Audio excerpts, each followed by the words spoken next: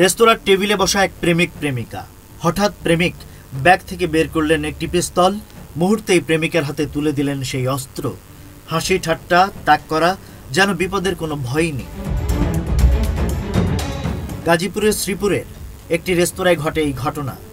প্রেমিকা হাতে পিস্তল নিয়ে কখনো প্রেমিকের দিকে, কখনো টেবিলের অন্য ব্যক্তির দিকে তাক করছেন, আর সবাই হাসছেন।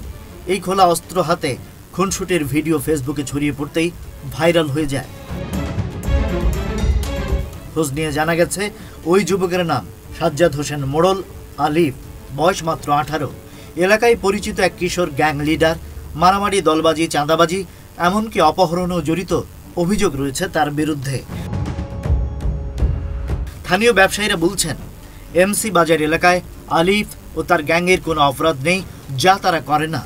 কিছুদিন আগেও অপহরণ ও চাঁদাবাজির মামলায় পুলিশ তাকে গ্রেপ্তার করেছিল। শ্রীপুর মডেল থানার ওসি জানিয়েছেন, ভিডিওটি পুরনো। আলিফ বর্তমানে কারাগারে আছে, তবে গ্রেপ্তারের সময় তার কাছে কোনো অস্ত্র পাওয়া যায়নি। ভিডিওতে থাকা পিস্তল আসল না খেলনা তা এখনো নিশ্চিত নয়।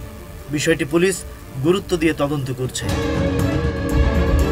অস্ত্র আসল হোক বা খেলনা, জনসমক্ষে এমন আচরণ কেবল আইনেরই লঙ্ঘন নয়, বরং সমাজে ভয় ও অপরাধের সংস্কৃতি ছড়িয়ে দেয়। Rajib Raihan, news flash 71।